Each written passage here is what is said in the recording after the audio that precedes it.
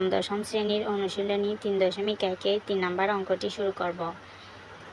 a-b সমান 4 এবং ab সমান 60 হলে a প্লাস b এর মান কত? দেওয়া আছে a-b সমান 4 এবং ab সমান 60। আমরা দেওয়া আছে দিয়ে প্রথমে সংখ্যাগুলো লিখে ফেলব। আমাদের যেহেতু মান চাইছে a প্লাস b এর মান কত, তাহলে আমরা জানি a প্লাস b এর সূত্রটি হলো a plus b whole square equal to a-b whole square plus 4ab। উপর থেকে আমরা a-b এবং ab এর মানগুলো বসিয়ে দিব। a-bর মান হলো 4 এবং ab-র মান হলো 60।